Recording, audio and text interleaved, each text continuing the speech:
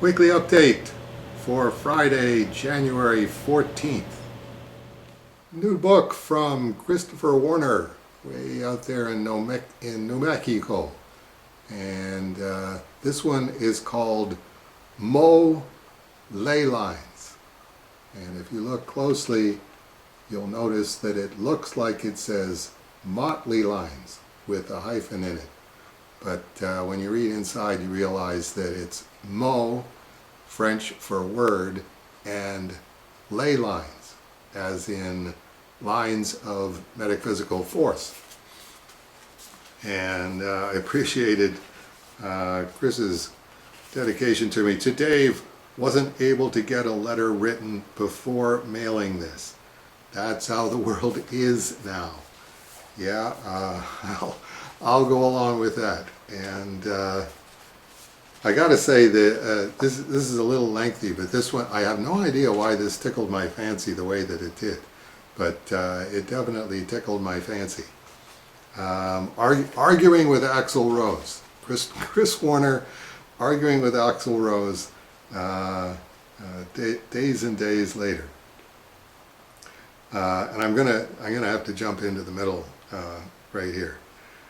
The claim that, quote, everybody wanted the original band to reunite was clearly invented by sycophants pandering to their master. Nothing to do with reality.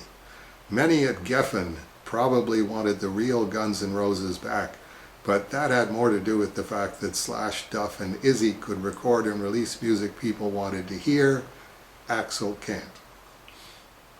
GNR didn't own Geffen, so it's totally valid to make comparisons with other musical acts, despite GNR forbidding that. Geffen already worked with people who were in big acts. What, they won't permit John Lennon to release an album because they wanted the Beatles to reunite? Lennon had released several albums since leaving the band and openly took a half-decade off from recording music. Don Henley wasn't forced to rejoin the Eagles. Peter Gabriel going back to Genesis, Neil Young, Cher, they were often asked when they were getting back with the partners they'd had hits with, and Geffen still let them make new records. Nobody would have ever heard of Hole without Nirvana, and they were both at Geffen Records. So was Whitesnake, but if David Coverdale wants to make an album with Jimmy Page, Geffen allows that.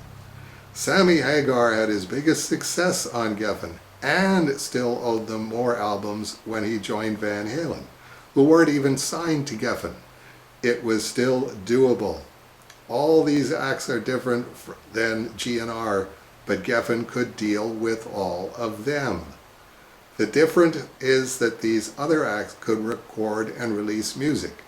That meant there was something to work with.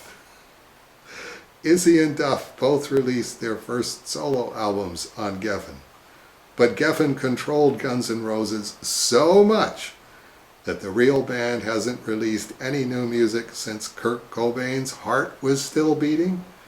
And that's just limiting this to Geffen. There's decades of musical history with rock bands that can be looked at as examples. There's also the notion that Geffen refused to do anything for Axl because they wanted the real band back. No doubt there were some employees who wanted that, but it takes very little knowledge of rock and roll history at Geffen to see that that wasn't an issue.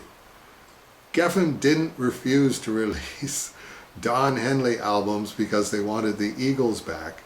They didn't refuse to release Peter Gabriel albums because they wanted him to join Genesis. They didn't refuse to work with Neil Young if he didn't have Crosby, Stills, and Nash.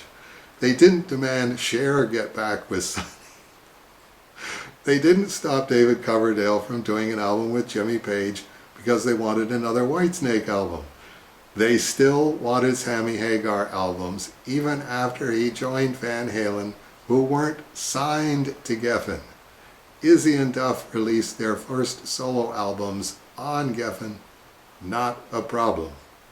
You can see Axl Rose's arguments sort of collapsing here under the full weight of Christopher's barrage. And when John Lennon started making music after taking a half-decade off, Geffen didn't say they wanted him back in whatever band he used to be in. They were willing to release his new album. What do all these people have in common that Axl Rose doesn't have? They want to record and release music, and they worked with Geffen to do it. A little more history shows you that other record companies knew the same thing about rock bands. The idea that Geffen refused to do anything for Guns N' Roses only makes sense if you see that GNR doesn't do music unless the real members are there. So yeah, bring the real members back, not those employees. Otherwise, the only people who'd believe it are those who just want to say what Axl wants to hear. Now, Geffen would have had problems if John Lennon had brought in a new Beatles album he'd made with all the employees had come and gone over the years. But no one would call them Paul, George, and Ringo. Thank you, Chris, for my laugh of the day. And just to remind everybody that Christopher Woerner is not a fly-by-night author. Christopher Woerner is from Lincoln, Nebraska, and lives in New Mexico. He served in the United States Army for 10 years and has written Life in Polonia, Double, Revolutions, President Present, New Fun, Invasion, Leading from Behind, Samizdat, Pop Cultural Stew, The World Turned Right Side Up, 11, Insecure Public Server, Out of Context, Big Fish, What I Learned, Uncivil War, The Horror Comics Picture Show, The Fall, and Closing In. And along lines of the closing in, the latest entry in this book, 27 September 2021. So Chris is definitely catching up to himself. I'm sure Matt or Chris will be with you momentarily in the comment section to let you know how you can order your own copy of Ley-Lines. And that'll do it for the weekly update this week. I hope we'll see a bunch of you again next week.